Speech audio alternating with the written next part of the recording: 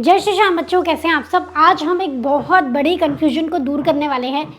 Class 12th के accounts के syllabus में और सीयूईटी के अकाउंट्स के सिलेबस में क्या सिमिलैरिटी है और क्या डिससिमिलैरिटी है वो हम डिस्कस करेंगे। सारी बातों को मैं अच्छे से बताऊंगी, साइड बाय साइड आपको सारी चीज़ों को समझाऊंगी कि सीयूईटी में ये लिखा है, 12th के में ये लिखा है, कुछ चीज़ें नहीं भी लिखी हैं फिर भी हम अज्यूम करेंगे। तो सारी चीज़ें हम लोग डिस्कस करेंगे।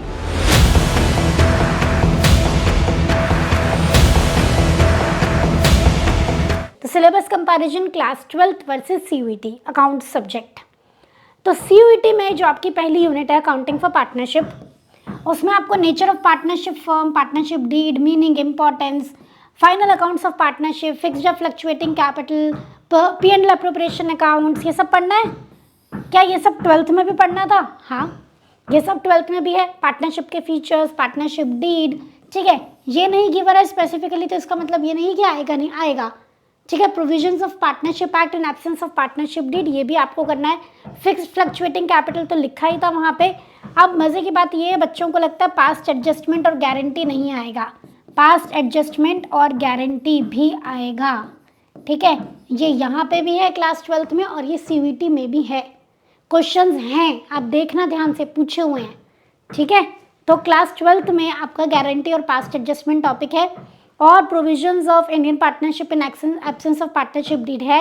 ये चीज़ें साफ साफ सीयूईटी में नहीं लिखी है पर यहाँ पे भी मानेंगे कि है, ठीक है। चलिए उसके बाद हम बात कर लेते हैं नेक्स्ट यूनिट के बारे में। Unit number 2 reconstitution of partnership. Exactly same है दोनों ही हमारे पोर्शंस में, हमारे 12th में भी और सीयूईटी में भी। चेंज इन पीएसआर, ये देखो इस सीयूईटी का पोर्शन है, ठीक है। Sacrificing ratio, gaining ratio, revaluation, goodwill, admission of a partner, revaluation, admission में सारी चीज़ें करनी है। रिटायरमेंट डेथ करना है। कैलकुलेशन ऑफ प्रॉफिट यहाँ साफ साफ नहीं लिखा है लेकिन आपको करना है, ठीक है। डिसोल्यूशन में आपका meaning, settlement of accounts, preparation of realisation account, ये सब करना है। और सेम आप देखोगे 12th में एज इट इज सेम है। Change in PSR, revaluation of assets and liabilities, preparation of revaluation account, admission of a partner, retirement of a partner, death of a partner, exactly same, ठीक है, exactly same. तो जो आप 12th में पढ़ोगे CUET में कुछ चीज़ें बहुत क्लियरली नहीं भी लिखी हैं तो भी पढ़ोगे, ठीक है। उसके बाद dissolution of partnership exactly same, ठीक है। रियलाइजेशन अकाउंट, कैपिटल अकाउंट, सब कुछ पढ़ना है, सब कुछ। तो जो ये यूनिट रिकॉन्स्टिट्यूशन वाली यूनिट है ये सेम है दोनों ही, हमारे सीयूईटी में भी और 12th क्लास के पोर्शन में भी। उसके बाद हम आ जाते हैं अकाउंटिंग कंपनी अकाउंट्स में।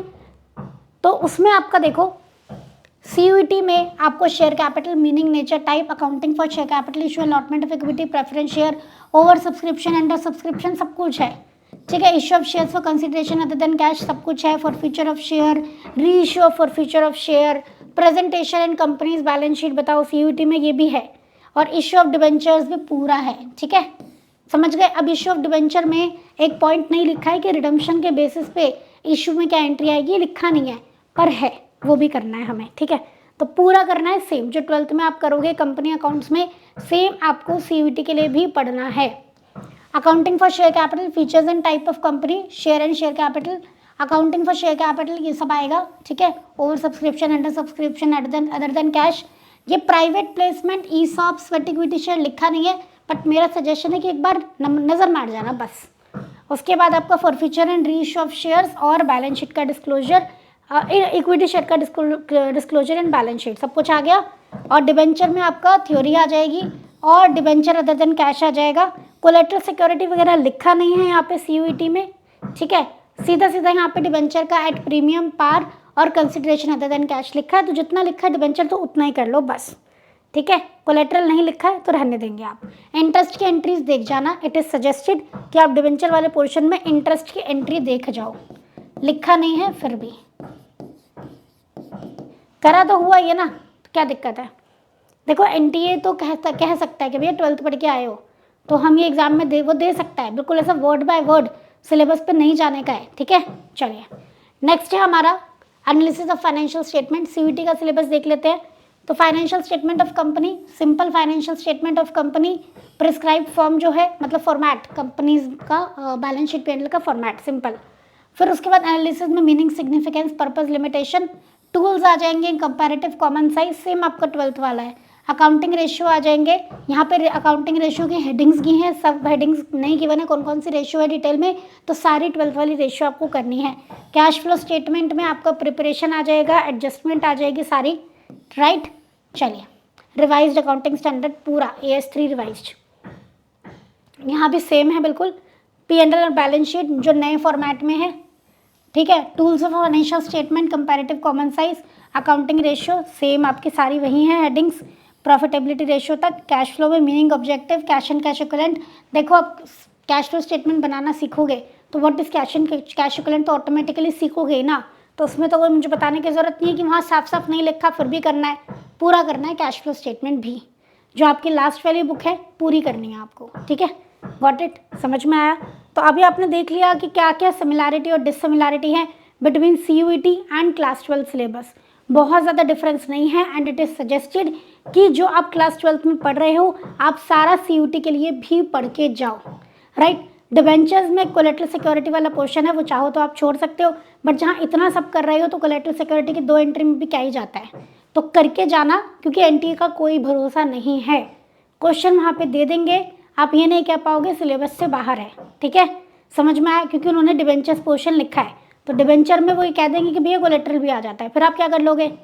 Got it. तो क्लास 12 और CUET का सिलेबस ऑलमोस्ट सेम है, आपको पूरा जो क्लास 12 वाला पोर्शन का है वो सब CUET के लिए करके जाना है।